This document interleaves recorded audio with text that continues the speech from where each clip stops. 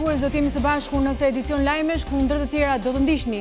Brenda pak orëve në spitalin infektiv kanë kërkuar ndihmë 100 persona, shkak është bërë një infeksion që vjen nga uji dhe në disa raste është verifikuar salmonela. Të gjithë personat që kanë kërkuar ndihmë kanë një lidhje mes tyre, kanë konsumuar ujin që shitet me autobot. Ky ujë blihet për vaditje e në fund përfundon tek njerëzit. Prokuroria e Tiranës ka rrëzuar një nga akuzat për manipulim të zgjedhjeve të 30 qershorit. Vendimi është paralajmërim edhe për 739 dosjet e tjera në lidhje me procesin zgjedhor. Padia ishte ngritur nga ish kryebashkiaku i Kamzës ndaj komisionerëve.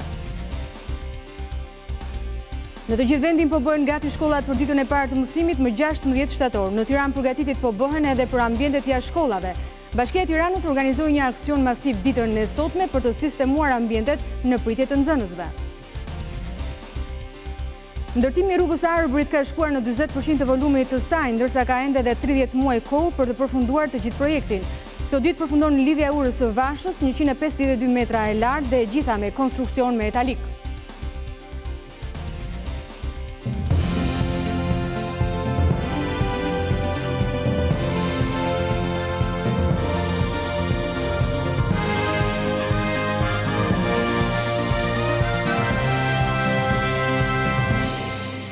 Ju njëm tani më gjërësisht. Brenda pak orëve në spitalin infektiv kanë kërkuar ndihmë 100 persona, shkak është bërë një infeksion që vjen nga uji dhe në disa raste është verifikuar salmonela. Të gjithë personat që kanë kërkuar ndihmë kanë një lidhje mes tyre, kanë konsumuar ujin që shitet me autobot. Ky ujë blihet për vaditje e në fund përfundon tek njerëzit. Fluks pacient është për shkak të infeksioneve bakteriale si në urgjencën e shërbimit infektiv ku paraqiten pacient mbi 16 vjeç, por edhe në urgjencën e pediatrisë. Deri në orën 10 paradite të së shtunës kishte mbi 100 pacient të vegjël. Kam edhe gocën edhe qunin, goca kishte temperaturë, ndërsa quni më shumë si me të vjellta. Edhe tash po presim radhën që të bëjmë vizitën e ta marrim vesh tamam si çka ka. Sa ti jeni në radhë? 96. Me çfarë problemi keni si fëmijë? Fëmija me bark me të vjellta. Çfarë ju tha? Viroz. Burimet të Top Channel thonë se nga analizat e pacientëve ka rezultuar salmonel, e cila mendohet të ketë shkaktuar këtë epidemi për shkak të kontaminimit të ujit të autoboteve që tregtohet në Tiranë. Dhe në fakt, prindër të fëmijëve thonë se konsumojnë ujë të këtyre autoboteve. Çfarë ujë konsumoni në shtëpi? Unë fakt e blej ujtin. Ndonjëherë mbush dhe nga këto makinat që janë kështu që vinë me ujë nëpër shtëpia. Mendojnë se ato janë të sigurta autobotet? Këto kohë të fundit jo, nuk më ka pëlqyer. Ndonë se në numër më të pakët, por edhe në shërbimin infektiv, ka ende pacient që paraqiten me të vjella dhe diare. Diare, me të vjellës, me temperaturë, shumë ranë. Po, çfarë u thanë mjekët, nga sa i ka ardhur? Ata dyshojnë për ujin. Më çfarë simptomash që shenjësh? Është në kështu, diare, asnjë gjë. Çfarë thanë mjekët? Asnjë gjë, thjesht është diçka kështu viros si quhet. E ke barku. Çfarë ujë konsumoni? E blejnë makinat që sedhin. Edhe pse po bëhet më shumë se një javë, kjo situatë epidemie, askush nuk merr masa për të ndaluar autobotet që u tregtojnë ujë banorëve në Tiranë. Në një komunikat për mediat, Ministria e Shëndetësisë thotë se numri i pacientëve ka rënë krahasuar me pak ditë më parë, ndonse asnjëherë nuk e deklaroi situatën e pazakontë në infektiv, ku vetëm në një ditë paraqiteshin 280 vet. Uji që tregtojnë autobotet ndaj konsumatorëve nuk kontrollohet nga autoritetet shëndetësore, edhe pse është një rrezik serioz për shëndetin e tyre. Ky ujë blihet pranë ujësjellësit me qëllim përvaditje, pasi është ujë i patrajtuar. Në mënyrë abuzive, u tregtohet konsumatorëve me një çmim më të lirë se sa uji i ambalazhuar, cilësia e të cilit sërish ngre pikpyetje të tjera. Autoritetet shëndetësore dhe jo vetëm, duhet në mënyrë urgjente të ndalojnë tregtimin e ujit të autoboteve, i cili nuk mund të pihet. Top Channel. Prokuroria e Tiranës ka rrëzuar një nga akuzat për manipulim të zgjedhjeve të 30 qershorit. Gazetarja jon Anila Hoxha thotë se vendimi në fakt është paralajmërim edhe për 739 dosjet e tjera në lidhje me procesin zgjedhor. Padia ishte ngritur nga ish kryebashkiaku i Kamzës ndaj komisionerëve. Organi i akuzës ka vendosur precedentin për të rrëzuar pretendimet e opozitës mbi manipulimin e procesit të 30 qershorit. Vendimi i parë është dhënë nga Prokuroria e Kryeqytetit, e cila ka vendosur mos fillim të çështjes ndaj kallëzimit kundër një komisionerit të Partisë Socialiste. Vetëm në Prokurorinë e Tiranës janë regjistruar për procesin e 30 qershorit 739 çështje. Pas vendimit të prokurores Denisa Asko për mos fillim hetimesh, dosja mund të vihet sërish në lëvizje, vetëm në rast se njëri nga kallëzuesit për 30 qershorin ankohet në gjykatën e Kryeqytetit. Ndërsa i shkrye bashkiaku Xhelal Mziu, këmbgulse e komisioneri në fjalë, sikurse edhe 10 komisionerë të tjerë të denoncuar, ka shkelur ligjin pasi nuk mund ta ushtronte këtë detyrë, përderisa presidenti i kishte caktuar 13 tetorin si datë tjetër për zgjedhjet. Prokuroria jep argumentet kundërshtuese në vendimin që Top Channel disponon. Kolegji zgjedhor thekson prokuroria e ka vlerësuar të papajtueshëm me kushtetutën, dekretin e presidentit dhe në këtë kuptim, komisionerët kanë ushtruar detyrën në këto zgjedhje. Për ankesën e dytë të kallëzuesit se në kuti gjendeshin më tepër flet votimi se votues, prokuroria shpjegon se nuk janë bashkangjitur prova shtesë. Madje vijohet më tej, edhe kur në kallëzim flitet për mos përputhje shifrash, nuk jepet asnjë dhënë apo burim prove që të vërtetoj pretendimet e ngritura. Pritet që njëjti vendim të merret edhe për mbi 700 kallëzime të tjera, të dorëzuara në prokurorinë më të madhe në vend për 30 qershorin.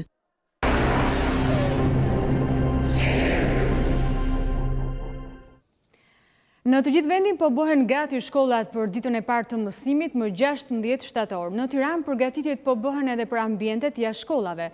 Bashkia e Tiranës organizoi një aksion masiv ditën e sotme për të sistemuar ambientet në pritje të nxënësve. Ndjekim Juli Ristani. Në nthirrjen të pastrojmë Tiranën, 10 punonjës, qytetarë, adoleshentë e fëmijë ju bashkuan aksionit të Bashkisë së Kryeqytetit që i paraprin në vitit të ri shkollor. Dëshirojmë një qytet më të mirë, por duke dashur një qytet më mirë, duhet fillojmë njëherë nga vetja jonë dhe jo të shohim pjesën tjetër. U bën pjesë e nismës që edhe fëmijët të kuptojnë që plerat nuk duhet të hidhen në rrugë, por duhet të hidhen në vendin e caktuar. Sado janë të vegjël, ato kuptojnë dhe marrin që tani edukatën e duhur. Sigur çdo një ndryshim të vogël të bëjmë, do të kishte një ndryshim më të madh. Po problemi fillon që te plerat që lënë jashtë shkallëve në pallatet tona. Imagjino pastaj çfarë bën rrugë. Unë mendoj madje që duhet në kurrikula shkollor t'i lëmë orët e matematikës dhe fizikës dhe një orë ta bëjmë pastrim. A i hedh ti vetë mbeturinat në tokë? Jo. Ku i hedh mbeturinat? Në kosin e plerave.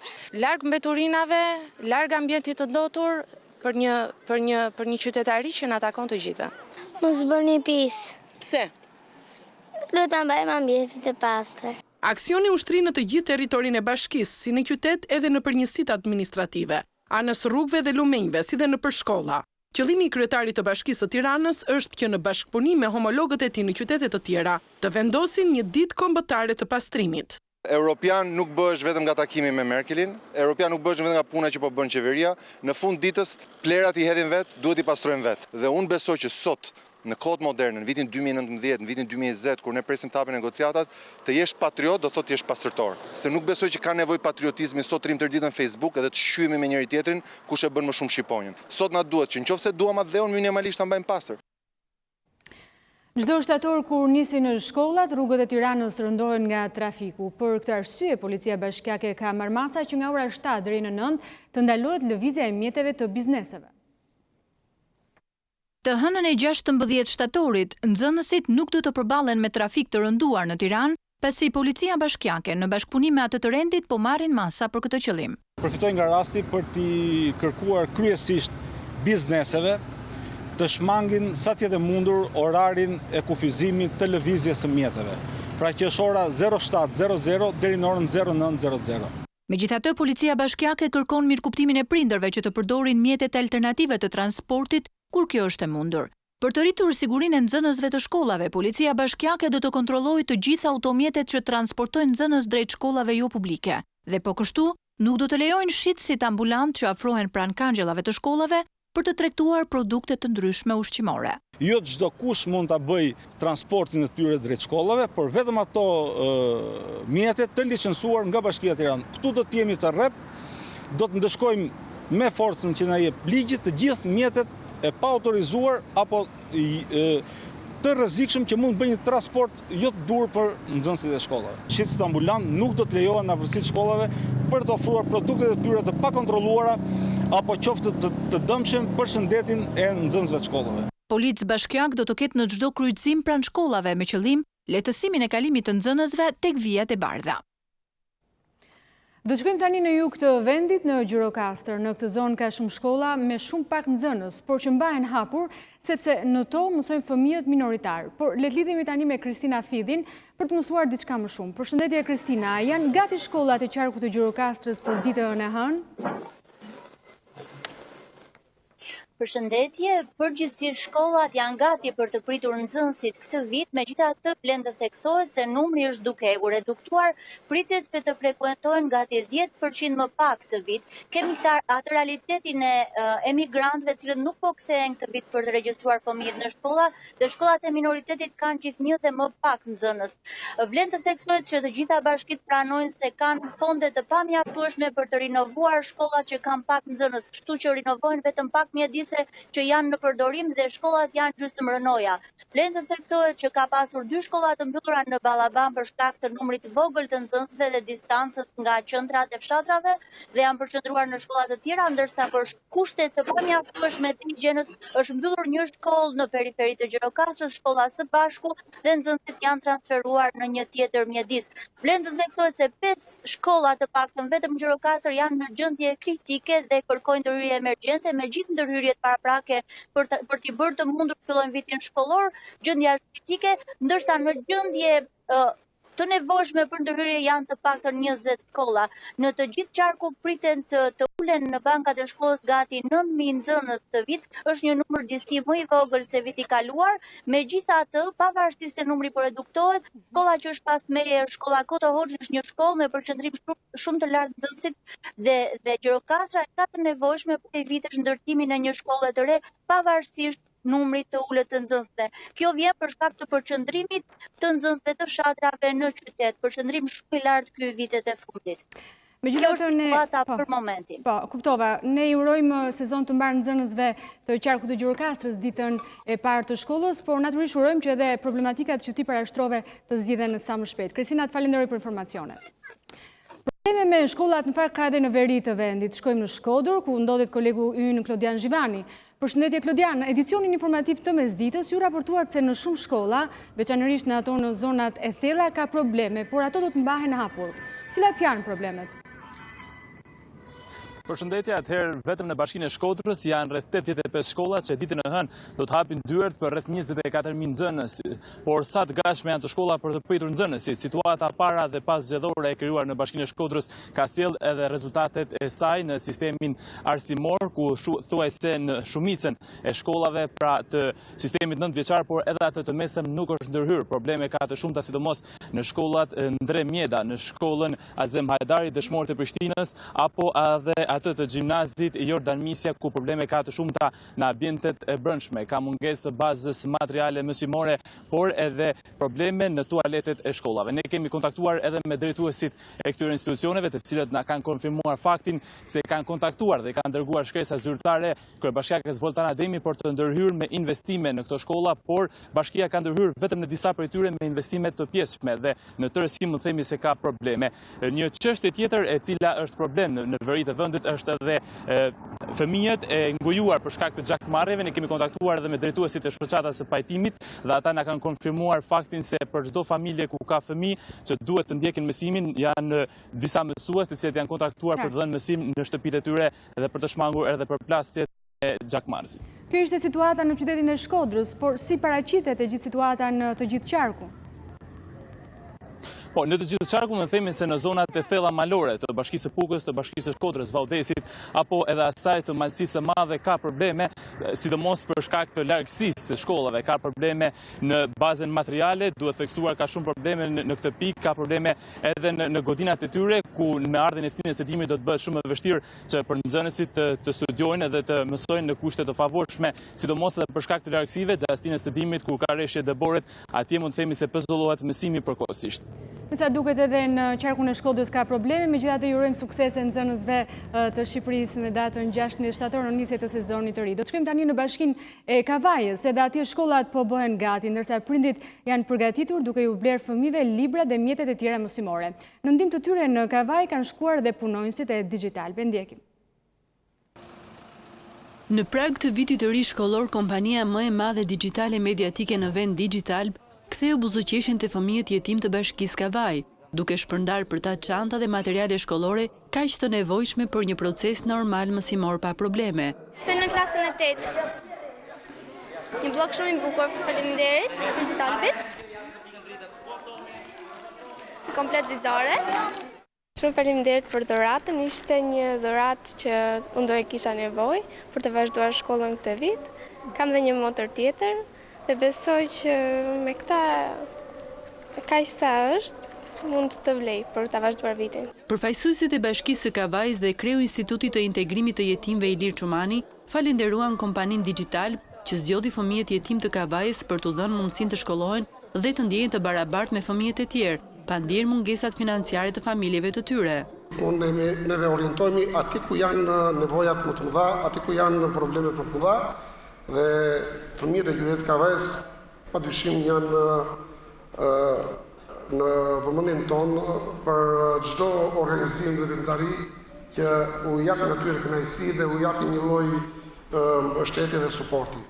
Përfaqësuesja e kompanisë Digital nxiti fëmijët që të ndjekin ëndrat e tyre dhe të vijojnë në rrugën e bukur të shkollimit, si dhe bizneset e aktorët e tjerë të shoqërisë të kontribuojnë sadopak në ndihmë të atyre që kanë nevojë. Kjo nisëm do vazhdohet, nuk do lihet me kaq, që kjo dhuratë t'i vinë në ndihmë të gjithë fëmijëve, gjithashtu bëj thirrje çdo qytetari, çdo institucioni të jetë pjesë e këtyre eventeve bamirësie sepse ndihmon shumë. Edhe diçka shumë e vogël vjen në ndihmë shumë.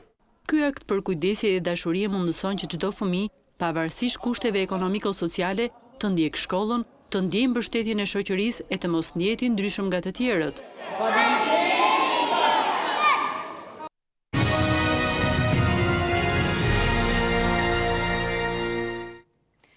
Ndërtimi i rrugës së Arbrit ka shkuar në 40% të volumit të saj, ndërsa ka ende edhe 30 muaj kohë për të përfunduar të gjithë projektin.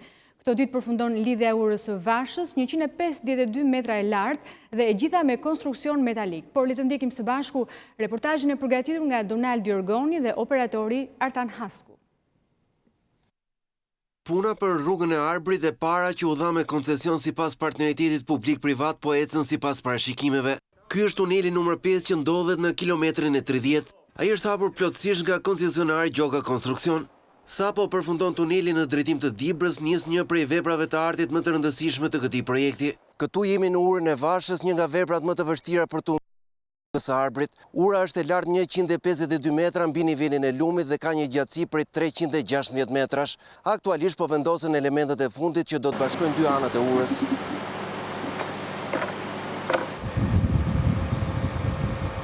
Ura e Vashës ka marrë formë të plotë me bashkimin e shpateve të malit.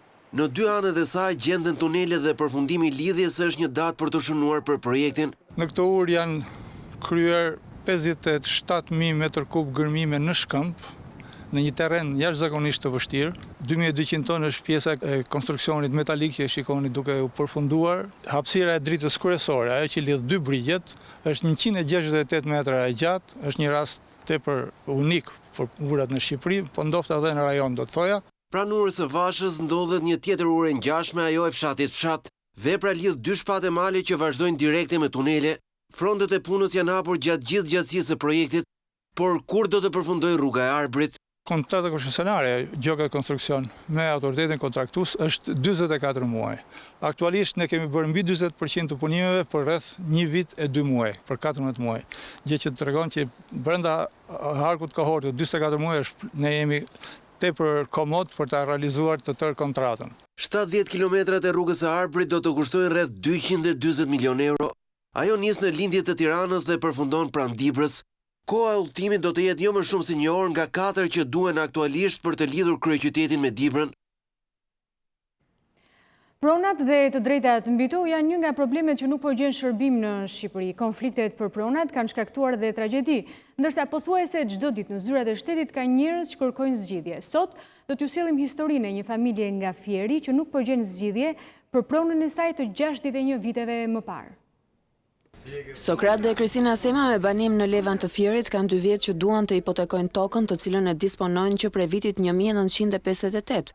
Kryefamiljari ka në pronësi 227 metra katror tokë bujqësore dhe 190 metra katror tokë truall, për të cilën i thonë se është edhe shteti bashkëpronar. Megjithse zotron të gjithë dokumentacionin për këtë sipërfaqe toke, kryefamiljari prej 2 vjetësh nuk ka gjetur zgjidhje. Kemi ardhur për regjistrimin e pronës, këtu ka 2 vjet dokumenta dhe s'po i bëj dot. Jo s'ka radha, jo gjëra të tjera. I heqin një dokument origjinal dhe thotë se ke një origjinal, do marrësh tjetër, marr tjetër. Çifti Sema jeton në Itali, por vjen shpesh në Shqipëri për të zgjidhur këtë problem. Bashkëshortja e Sokratit thotë se zanafilla e parregullsive vjen që nga ish komuna, e cila tokën truall e ka konsideruar tokë bujqësore. Çka mundësi që ta ketë shteti kur unë kam disponuar që kam 165 që jam martuar, që jemi martuar, që kam obor shtëpije. E ka bërë komuna, këshilli. Sipas drejtorit, ato janë të mbartura ndër vite, por po punohet me intensitet për të gjetur zgjidhje. Ka pasur ankesa që janë zvarritur edhe 2, edhe 3 vjet, sepse ka pasur një procedurë shumë të ndërlikuar ndërmjet hipotekës, qytetarit edhe njësive vendore. Kjo tash me bashkitë e mëdha me bashkimin e këtyre institucioneve ka ndryshuar komplet dhe në shërbimet tona pranë Adisës kemi operatorët tanë bashkëpunim të mirë me Adisën. Sonte në gjurmë shqiptare, Marin Mema do të na tregoj historinë e 29 dibranëve të zhdukur në vitin 1996, ndërsa po udhëtonin me skaf. Shteti i shpallit të mbytur, por familjet mendojnë se ata u kapën dhe u futën në burgjet greke. Në 9 mars të vitit 1996, 29 dibranë dhe 3 skafiz nga Vlora u nisën me skaf për në Itali. Kalimi i ngushticës o Otrantos duhet të zgjaste disa orë, por në fakt nuk ndodhi kështu. Skafi u zhduk dhe varianti zyrtar që pasoi ishte se ai u mbyt së bashku me të gjithë personat në bord. Megjithatë sot nga të gjitha familjet vetëm një prej tyre ka hapur derën e mortit dhe të tjerat jo. Ato dyshojnë se ngjarja ka patur një tjetër rrjedh. Por familjarët e të zhdukurve e cilësojnë këtë histori ende dhe sot të mbuluar nga hije të shumta misteri. Shumë të dhëna sipas tyre jo vetëm nuk u treguan, por përkundrazi u lan krejtësisht më njan. Çfarë ndodhi në atë ditë të ftohtë marsit të vitit 1996? Si u nisën dhe më pas u zhdukën burrat e kësaj zone? A kishte diçka që mbulua? Dhe përse autoritetet heshtën? Kjo ngjarje edhe sot bart gjurmë drithëruese.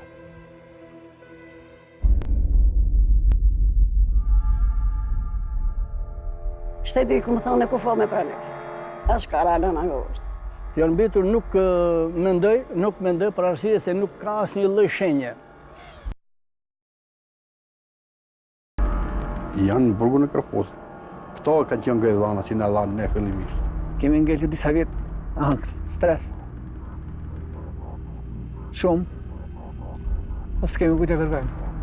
Kur shikoj fotografinë e djalit tim, unë ndjej një diçka për shembull sikur ata me fjalë sigur ato fol me mua, e ke parasysh, sigur ato fol me mua. Unë nuk vdes pa i zbulu këta djetë. Sigur të ketë morë për një, i pashit në qërë. Këtë që e enigmën, misterioze, unë dishoj shumë. Sonte në orë 20:10 në ciklin gjurmë shqiptare të gazetarit Marin Mema, një histori e mistershme për të cilën familjet e të zhdukurve ende presin përgjigje. Çfarë ndodhi vërtet në atë natë marsi të vitit 1996?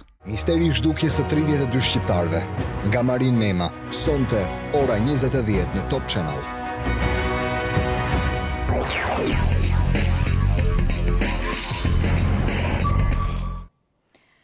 Bashkimi Evropian e pranoi kërkesën e Kosovës për të dërguar vëzhgues në zgjedhjet e 6 shtetorit. Bashkimi Evropian do të vëzhgojë zgjedhjet e parakohshme parlamentare të 6 shtetorit në Kosovë, një veprim ky të cilin e konsideron si dëshmi të përkushtimit ndaj proceseve demokratike në vend. Shefja në largim e politikës së jashtme të BE-s Federica Mogherini ka caktuar antaren e Parlamentit Evropian Viola von Kramon Taubadel si shefe të misionit vëzhgues. Në njoftimin e zyrës së Mogherini thuhet se Kosova mbetet përparësi politike për BE-n dhe vendosja e misionit vëzhgues të zgjedhjeve konfirmon angazhimin dhe përkushtimin e vazhdueshëm për mbështetjen e proceseve demokratike atje. Këto zgjedhje shprehet Mogherini zhvillohen në një periudhë të rëndësishme për Kosovën, e cila duhet të lëvizë vendosmërisht përpara në rrugën europiane, në ato të reformave dhe në normalizimin e marrëdhënieve me Serbinë. Zgjedhjet e reja në Kosovë pasuan dorëheqjen e kryeministrit Ramush Haradinaj në 19 korrik, pasi u thirr për të marrë në pyetje nga prokuroria e posaçme në Hag, e cila shqyrton pretendimet për krime lufte dhe ato të pasluftës në Kosovë. Diplomatët perëndimor po i bëjnë thirrje partive politike që të krijojnë një mjedis të qetë dhe të sigurt për zgjedhjet e 6 shtatorit dhe të shmangen keq përdorimet e votës apo friksimet e kandidatëve dhe votuesve serb të Kosovës, të cilët nuk ishin rreshtuar me listën serbe në zgjedhjet e kaluara.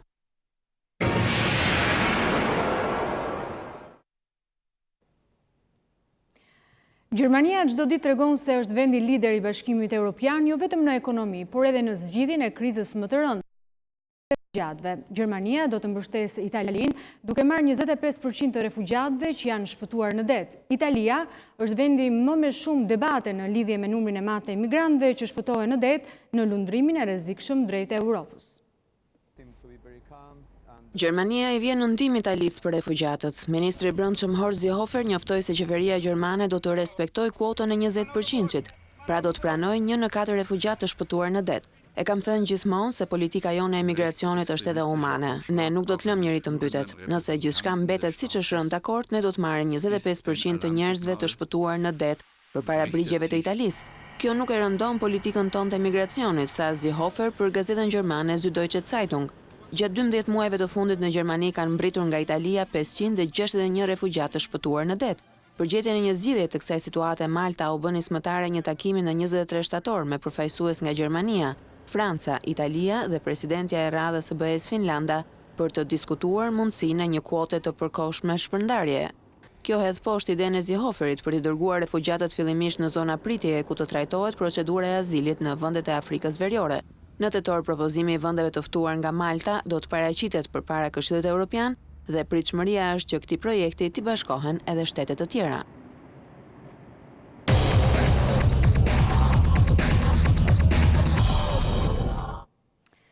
Sot do të luhet dhe ndeshja më e rëndësishme superiore, sa jo mes Tiranës dhe Skënderbeut. Ndjekim Endi Tufën.